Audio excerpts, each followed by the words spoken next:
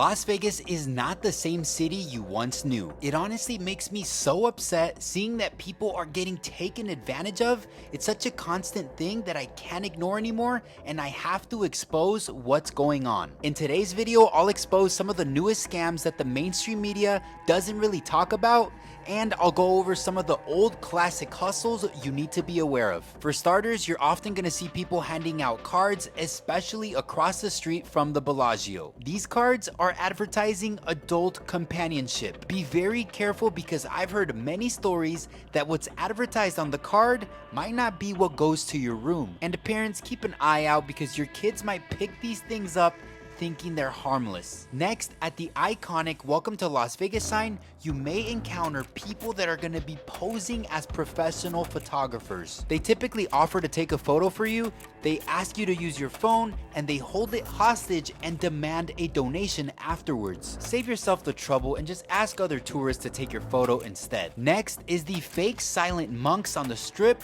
Often, they will come up to you, tie a bracelet around your wrist. Some of them might even approach you kind of aggressively. Once the bracelet is on your wrist, they will ask for a donation, and even if you do pay them, they're always gonna try to finesse you for more. Next up, at many casinos, you're gonna find desks that look like a help desk. They offer free shows and giveaways. However, these people have a goal in mind, and that goal is to set you up for a high pressure timeshare sales pitch. If you have a couple hours to blow and you're super strong-willed to say no, then I guess it can benefit you. But for most people, I would just say don't fall for it, either walk away or tell them you're a local. This next one could definitely be a hustle, but at the same time, it can be a pretty dangerous scam. What happens is typically you're gonna notice drivers outside of rideshare pickup spots with fake Uber or Lyft logos. They typically approach you by asking you if you need a ride, they'll ask you if you got an Uber or Lyft yet. Sometimes they'll even ask you to cancel your Uber or Lyft and pay less with them. And they're also gonna say that they only take cash. Look, I get it. Some drivers are just trying to make a few bucks because Uber and Lyft might take a lot of money from them.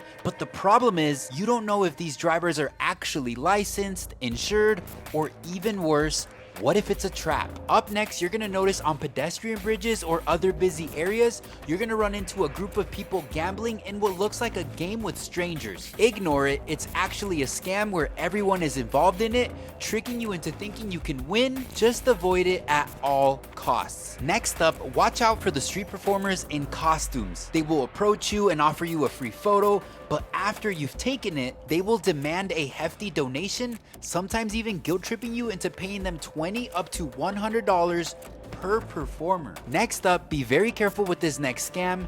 This one typically happens around Fremont Street, but it can also happen in other busy areas. You'll be approached by one or two individuals. They usually come out all slick and try to shake your hand, and the next thing you know it, you're holding a CD. They claim to be local artists, then they're gonna ask you if you support local artists. They're gonna ask you for a donation in exchange for the CD. They're usually really slick with their talking, and the problem is when you get home, oftentimes the CDs are completely blank. And bro, CDs in 2025 is crazy. Come on, don't fall for it. Up next is a scam that I believe originated in New York but has made its way to Vegas now. Typically it's a family or a set of guys that approaches you. They're gonna claim that they're rich, that they're from Dubai, and for whatever reason they need cash and don't have any cash on them. So their goal is to convince you to buy their jewelry off of them, and they'll say that they're taking a loss. Just ignore it, it's a scam, walk away. The jewelry is fake, and they also do this with AirPods and other accessories. And in my opinion, one of the worst hustles of all